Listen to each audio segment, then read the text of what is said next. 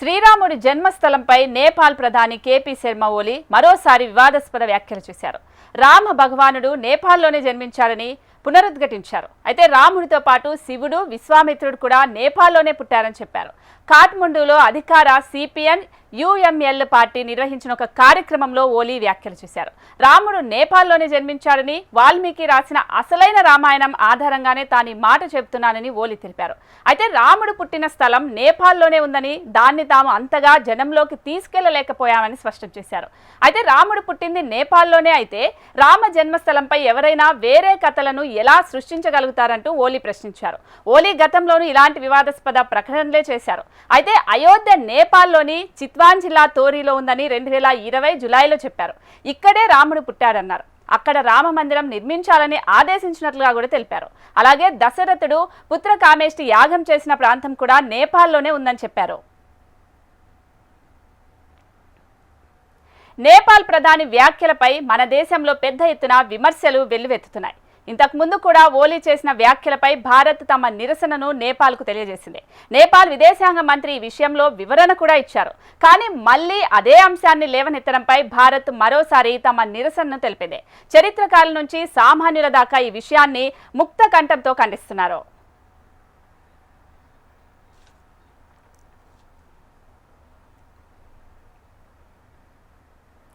ఇదే అంశానికి సంబంధించి జూమ్ లైవ్ లో అందుబాటులో ఉన్నారు అన్నదానం సత్యనారాయణ గారు. తను ప్రముఖ చరిత్రకారు, అలాగే రచయిత కూడా.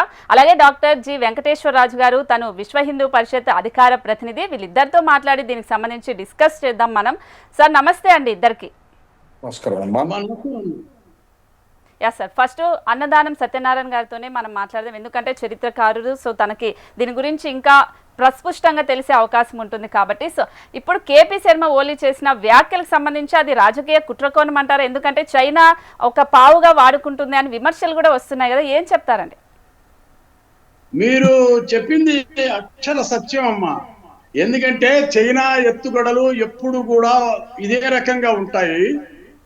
రామ జన్మభూమి పోరాట సమితి ఇవన్నీ కూడా ఇష్యూస్ అన్ని కూడా గత ఒక శతాబ్దం నుంచి జరుగుతున్న విషయాలు అందరికీ తెలుసు. బ్రిటిష్ వాళ్ళ టైం నుంచి కూడా పోరాటాలు జరిగాయి. దాంట్లో సుప్రీంకోర్టు ప్రధాన న్యాయమూర్తులు 5 దీని మీద చాలా సుదీర్ఘంగా చర్చించారు. హిస్టోరియన్స్ అందరూ కూడా రుజువులు, సాక్ష్యాలు ఇచ్చారు. అపోజిషన్ పార్టీలు వాళ్ళందరూ దాంట్లో ఇన్వాల్వ్ అయ్యారు.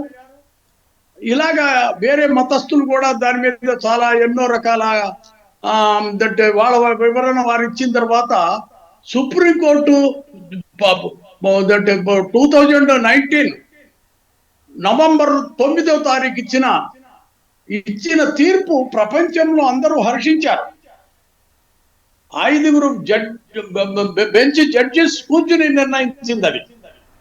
దాంట్లో ప్రధానంగా ఏంటంటే లెఫ్ట్ కి ఉండి చెప్తారు, ఇంకా క్లియర్ గా మీ వాయిస్ వినిపించే అవకాశం ఉంటుంది. ఒకసారి లెఫ్ట్ కి ఫ్రేమ్ ఇవ్వండి. కె పరాశరన్ గారు 40 రోజులు వాదించిన ఆ వాదనలో రామ జన్మభూమి గురించి అన్ని వివరణ ఇవ్వటం జరిగింది. అందులో ముఖ్యంగా అంటే జడ్జెస్ అడిగిన ప్రశ్నకి జవాబు చెప్తూ రామభద్రాచారి గారు, మహంత రామభద్రాచారి గారి యొక్క వివరణ చాలా గొప్పది.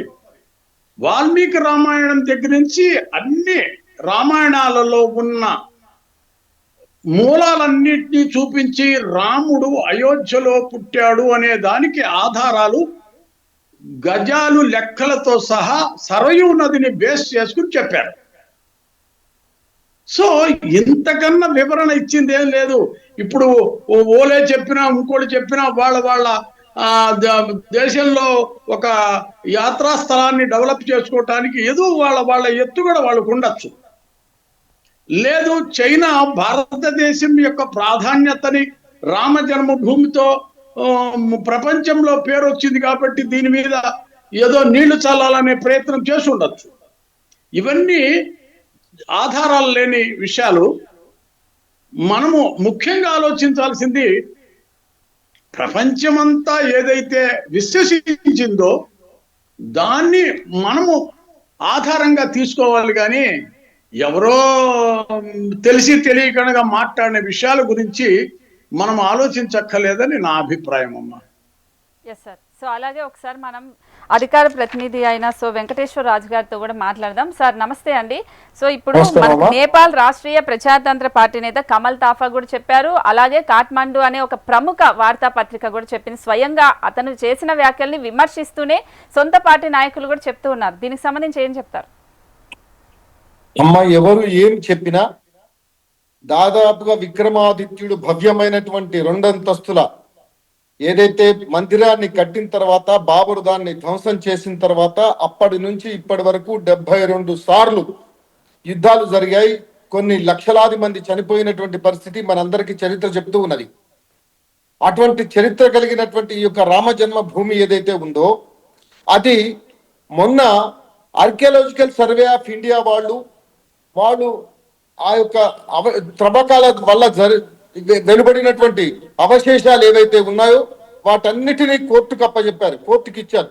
ఏ రోజు త్రవ్వినటువంటి దాంట్లో ఏమెళ్ళాయి, ఏ రోజు ఏమెళ్ళాయి, అదే విధంగా ఆ రోజు జరిగినటువంటి మొత్తం వచ్చినటువంటి వాటిని ఒక దాదాపుగా 33 మందిని అనేకమైనటువంటి రిలీజియన్స్ కలిగినటువంటి ఒక కమిటీని వేసి ఆ కమిటీ వాళ్ళు సంతకాలు పెట్టిన తర్వాత అది ఏ రోజు ఆ రోజు అవశేషాలను తీసుకొని దాన్ని బేస్ గా తీసుకుని చరిత్ర అనేటువంటిది ఎలా ఉంది, దాని యొక్క త్రవ్వకాలలో ఏముంది, దాని కింద ఏముంది అనేటువంటిది, ఆ పొరలలో భూమి పొరలలో ఏమున్నాయి, ఆ భవ్యమైనటువంటి మందిర అవశేషాలు వెలువడిన తర్వాత రామ జన్మభూమి ఇది అనేటువంటి నిర్ధారణకు వచ్చి ఆ 5గురు బెంచ్ ఏదైతే సుప్రీంకోర్టు ఫుల్ బెంచ్ ఏదైతే ఉందో అది ఇచ్చినటువంటిది అది 1004 పేజీల తీర్మాన పత్రము అంటే రెజల్యూషన్ తర్వాత అది జడ్జిమెంట్ ఏదైతే ఉందో అది మనకందరికి తార్కాణంగా చూపిస్తారు. తర్వాత ఇంకొక విషయం ఏంటంటే నేపాల్ అనేటువంటిది రాముల వారికి అత్తగారు ఊరది. జనకపురి అనేటువంటి ఆ యొక్క జనకపురిలో అమ్మవారు సీతమ్మ వారు అక్కడ దొరికినటువంటి పరిస్థితి. ఆ జనక నగరం ఇప్పటికీ కూడా మొన్న ఏదైతే రామజన్మ భూమిలో ఏది రామ మందిర నిర్మాణ ప్రారంభోత్సవ సమయంలో జనకపురి నుంచి అనేకమైనటువంటి లాంఛనాలు వచ్చాయి. అల్లుడి గారికి ఏదైతే లాంఛనాలు పెడతారో మన హిందూ ధర్మ ప్రకారంగా ఆ యొక్క లాంఛనాలన్నీ కూడా అయోధ్యకు వచ్చాయి. వాళ్ళే పంపించారు, ప్రభుత్వమే పంపించింది. అక్కడ నేపాల్ ప్రభుత్వమే అక్కడి నుంచి ఇక్కడికి పంపించింది అల్లుడిగా. అంటే అర్థం ఏంటి అంటే అది జనకపురి, అక్కడ అత్తగారు ఊరు, రాముల వారికి అత్తగారు ఊరు అని చెప్పేసి తెలుసు. తర్వాత ఇంకొక విషయం ఏంటంటే దీంట్లో ఒక విషయం ఏంటంటే వాళ్ళు ఇవాళ శ్రీలంక ఉంది, శ్రీలంక ఏం చేశారు, రావణుడు నిజమే, రావణాసురుడు నిజమే. తర్వాత ఏదైతే ఒక పెద్ద గద దొరికింది అనేటువంటిది, తర్వాత ఘటోత్కచుడు పడుకున్నటువంటి తర్వాత ఏదైతే మన ఏది విమానం అంటే రావణుడు ఉపయోగించినటువంటిది ఏదైతే ఉందో పుష్పక విమానం ఏదైతే ఉందో ఆ విమానం కూడా అక్కడే ఉంది అనేటువంటిది, ఎక్కడ వాళ్ళు పెట్టారు అనేటువంటి. అంటే ఇదంతా ఎందుకు చేస్తున్నారు ఇదంతా అంటే టూరిజం డెవలప్మెంట్ గురించి. అంటే ఒకప్పుడు నేపాల్ కూడా మన ఇండియాలోనే ఉంది కాబట్టి మేబీ రాముడు మొత్తం అంతా తిరిగి ఉంటారు, అప్పుడు పడి ఉంటాయి అనేది కూడా అనుకోవచ్చు. కానీ అవే ఆధారంగా చేసుకొని రాముడు ఇక్కడే పుట్టారు, శివుడు ఇక్కడే పుట్టారు, విశ్వామిత్రుడు ఇక్కడ వాళ్ళే అని చెప్పడం ఎంతవరకు కరెక్ట్ అంటారు? అది కరెక్ట్ కాదమ్మా. అది ఎగ్జాక్ట్లీ మీరు ఏదైతే అంటున్నారో స్వప్నిక గారు అది ఎగ్జాక్ట్లీ 100% తప్పు. కాకపోతే విషయం ఏంటంటే వాళ్ళ యొక్క టూరిజం డెవలప్మెంట్ వాళ్ళ గురించి చెప్పడం అనేటువంటిది, టూరిజం డెవలప్మెంట్ గురించి అనేటువంటిది ఏదైనా చెప్పుకోవచ్చు ఒకటి, కానీ ఓలీ చెప్పడం అనేటువంటిది కూడా ఒక దాన్ని వివాదాస్పదం. రియల్ గా కూడా ఎన్నోసార్లు ఆయన this is the 3rd time or 4th time ఆయన చెప్పింది. అంటే నేను అనేది ఏంటంటే ఆ విధంగా చెప్పకుండా ఉండాలి. తర్వాత ఇంకొకటి ఏంటంటే సుప్రీంకోర్టు ఇచ్చినటువంటి జడ్జిమెంట్ ద్వారా మనకు అన్ని అది రామజన్మ భూమి. ఇంకొక విషయం కూడా చెప్తున్నాను, దశరథ మహారాజు పుత్రకామేష్టి యాగం ఎప్పుడైతే చేశాడో ఆ చేసినటువంటి సమయంలో ఒక పారే నదిలో నుంచి కానీ అప్పుడు ఉద్భవించినటువంటి చెరుమలో కానీ నీళ్లు తీసుకొచ్చి ఆ యొక్క పవిత్రోవా సర్వావస్థాంగతోపివా ఎస్పరేత్ పుండరీకాక్షాం సభాఖ్యాభ్యాత్ర శుచి అనేటువంటి ఆ యొక్క మంత్రోచ్చారణలతో ఆ యొక్క యజ్ఞ భూమిని పవిత్రం చేస్తారు. అటువంటి పవిత్రం చేస్తున్నటువంటి ఆ నీరును సరయూ నది నుంచి తీసుకొచ్చారు. అయితే ఆ యొక్క యజ్ఞ స్థలము ప్లస్ సరయూ నది ఎంత దూరం ఉందో అంత దూరం వాళ్ళు పుష్పాలంకరణ చేశారు బ్రహ్మాండంగా. అటువంటి అలంకరణలతో చేశారు. ఆ అలంకరణ అది కూడా ఈ వాల్మీకి రామాయణంలో ఉంది. అంటే వీటన్నిటిని బట్టి కూడా తర్వాత రామభద్రాచార్యులు వారు చెప్పినటువంటి అనేకమైనటువంటి ఉదాహరణలు కూడా చెప్పారు. అంటే వీటన్నిటిని 2020లో కూడా సేమ్ ఇలాగే వ్యాఖ్యలు చేశారు. అప్పుడు గెలవడానికి చేశారు అని అన్నారు. సో ఇప్పుడు కూడా సేమ్ మళ్ళీ అదే వ్యాఖ్యలు రాజకీయం కోసమే చేస్తున్నారు అన్నారు. సో దీనికి సంబంధించి మన ఇండియా కానీ కేంద్రం కానీ ఏ విధంగా దీనికి సంబంధించిన గట్టిగా సమాధానం ఇవ్వాలంటారు? అమ్మ ఒక్క విషయం చెప్తాను. ఇది ఆల్రెడీ ప్రూవ్డ్. మనం భవ్యమైనటువంటి మందిరం మనం కట్టుకున్నాము. రామజన్మభూమిలో రామ మందిరం కట్టుకున్నాము. నిజంగా కూడా వీటిని అంత మనం తేలికగా తీసేయాల్సిందే. ఏదో పెద్ద దీన్ని మనం ఇంకో ప్రపంచం మొత్తం కూడా మనం ఏ రోజైతే మనం రామజన్మభూమిలో రామ మందిర నిర్మాణం ప్రారంభోత్సవం అప్పుడు ప్రపంచం మొత్తం వచ్చింది. అనేకమైనటువంటి ఆధ్యాత్మిక సంస్థలు వచ్చాయి. వాటి యొక్క పీఠాధిపతులు, మఠాధిపతులు, మండలాధీశులు, మహామండలేశ్వరులు కూడా అందరూ వచ్చారు. తర్వాత ప్రపంచంలో ఉండేటువంటి పెద్దవాళ్ళందరూ కూడా వచ్చారు. మన దేశంలో ఉండేటువంటి పెద్దవాళ్ళందరూ వచ్చారు. వాటన్నిటికీ ఇది ఒక తార్కాణం అమ్మ. వాళ్ళు ఏం మాట్లాడుకున్నా, ఆ ఓలి ఏం చేసినా, ఇంతకు ముందు చేశాడు, ఇప్పుడు చేస్తున్నాడు, ఇక ముందు చేస్తాడు, ఏం చేసినా రామజన్మభూమి మన యొక్క అయోధ్యలో ఉండేటువంటి అయోధ్య నగరం అనేటువంటిది ఇదివరకు పరిడవిల్లింది, బ్రహ్మాండంగా పరిడవిల్లింది అని చెప్పేసి చరిత్రకారులు ఇప్పటి వరకు కూడా చెబుతున్నారు. కాబట్టి దాని విషయంలో ఎటువంటి అనుమానం లేదు. వాళ్ళు ఏదైతే ఈ కాంట్రవర్షియల్ స్టేట్మెంట్స్ ఆయన చెప్పినంత మాత్రాన ప్రపంచం ఏమి ఒప్పుకోదు. తర్వాత మన ఇండియన్స్ కూడా ఆల్రెడీ మనం ఒక జడ్జిమెంట్ వచ్చేసింది. తర్వాత దానికి భవ్యమైనటువంటి మందిర నిర్మాణం జరిగింది. అయోధ్య అనేటువంటి పేరు దానికి, ఆ సరయూ నది, పవిత్రమైనటువంటి సరయూ నది అక్కడ ఉన్నది. వీటన్నిటికీ తార్కాణంగా మనం మొన్న రామ్లాలా విగ్రహాన్ని మనం ప్రతిష్ఠ చేశాం. కాబట్టి ఏం జరిగినా, వాళ్ళు ఏం చెప్పుకున్నా, వాళ్ళ యొక్క టూరిజం డెవలప్మెంట్ గురించి ఏమైనా చెప్పుకోవచ్చు, కానీ దాన్ని ఎవరు ఒప్పుకోరు. అది చారిత్రకంగా అది ప్రూఫ్ కాదు, అదైతే నిజం. ఎస్.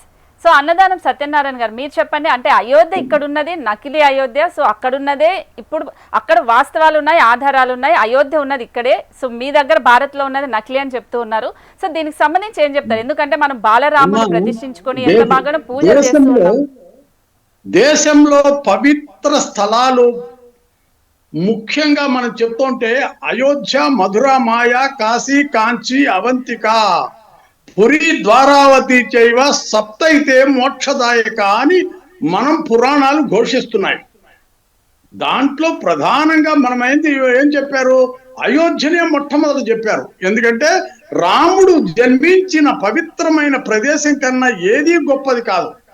రామో విగ్రహవాన్ ధర్మ. అలాంటి ధర్మమూర్తి సాక్షాత్తు మహావిష్ణువే ధర్మావతారం కోసం, అవతరణ కోసం జన్మించిన అయోధ్య గురించి వాల్మీకి రాసిన రామాయణము ప్రపంచమంతా విఖ్యాతి గాంచింది. కాబట్టి దాని గురించి ఏదో ఓలే మాట్లాడాడు, ఇంకోళ్ళు మాట్లాడాడు, వాళ్ళ టూరిజం డెవలప్మెంట్ కోసం ఏదో మాట్లాడారనేది మనము హాస్యాస్పదంగా తీసుకోవచ్చు. మరొకటి ఏంటంటే రాముడు అందరికీ దేవుడే. నేపాల్ కూడా హిందూ దేశమే. ఇప్పటికి కూడా నేపాల్ మాత్రమే ప్రపంచంలో హిందూ కంట్రీగా డిక్లేర్ చేసుకున్నారు. అలాంటి నేపాల్లో ఆ రోజున రామజన్మభూమి రాముడి విగ్రహ ప్రతిష్టనప్పుడు ముందు నేపాల్ జనక్పురా నుంచి మహా పెద్ద గండకీ నదిలోంచి శిలలన్నీ తీసుకొచ్చి గవర్నమెంట్ వాళ్ళన్నీ కావాల్సినవన్నీ ప్రొవైడ్ చేసి నేపాల్ అంత పెద్ద శిలల్ని నేపాల్ నుంచి తీసుకొచ్చినప్పుడు వాళ్ళందరూ పూజలు చేసి ఇవన్నీ చేసింది నేపాల్ వాళ్ళందరికీ, ప్రజలకి తెలుసు. ఏదో ఒకటి మాట్లాడినంత మాత్రాన దానికి బేస్లెస్, దాని గురించి మాట్లాడటం పెద్ద అవసరం లేని విషయం. జనకపుర అనేది వాళ్ళు జానకి ఉద్భవించిన ప్రదేశంగా అందరికీ తెలుసు. కాబట్టి అయోధ్య అనేది ఇక్కడే ఉందని కూడా అందరికీ తెలుసు. మన దేశంలో ఉన్న అయోధ్యని ప్రాచుర్యంలోకి తీసుకురాలేదు. సో మా వాళ్ళు అణిచివేయడం వల్లే ఇలా జరిగింది. అందుకనే ఇప్పుడు భారత్ లో అక్కడ శివుడు ఉన్నారు, అక్కడ రాముడు ఉన్నారు, విశ్వామిత్రుడు అనుకుంటున్నారు. మేము ప్రచారం చేయలేకపోవడం వల్లే అని అంటున్నారు.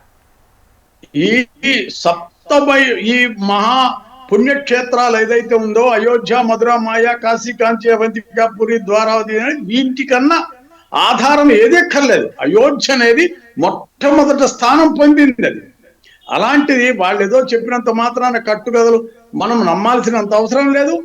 పవిత్రమైన రామ జన్మభూమి కోసం ప్రపంచంలో అందరూ కూడా తెలిసిన విషయాన్ని ఎవరో ఒకళ్ళేదో మాట్లాడినంత మాత్రాన మనం దాని గురించి ప్రభుత్వాల దాకా వెళ్ళక్కర్లా, సమాజమే వాటిని తిప్పుతుంది. ఎస్ వెంకటేశ్వరరాజు గారు, ఫైనల్ గా మీరు చెప్పండి, ఎందుకు కేంద్రం కూడా ఎందుకు సైలెంట్ గా ఉంటుందంటారు? ఎందుకు అంటే రాముడు కావచ్చు, శివుడు కావచ్చు, యావత్తు ప్రజలందరూ హిందువులు ఎక్కడుంటే అందరు పూజిస్తూ ఉంటారు, కానీ భారత్ లోనే వాళ్ళు జన్మించారు, భారత్ లోనే హిందువులే ఎక్కువగా పూజిస్తూ ఉంటారని ఆధారాలతో సహా మనం చూసాం. మరి దీనికి సంబంధించి కేంద్రం కూడా గట్టిగా సమాధానం చెప్తే ఇది రాజకీయంగా వెళ్లకుండా ఉంటుంది కదా. సో ఇలాగే వదిలేస్తే మళ్ళీ ఇంకో 4 ఏళ్ల తర్వాత మళ్ళీ వచ్చి తను అలాగే మాట్లాడతాడు. రాజకీయ నాయకులకి దీంతో సంబంధం లేదమ్మా. ప్రభుత్వాల దాకా ఇది వెళ్లాల్సినంత అవసరమే లేదు. మీకు ఒక చిన్న విషయం చెప్తా.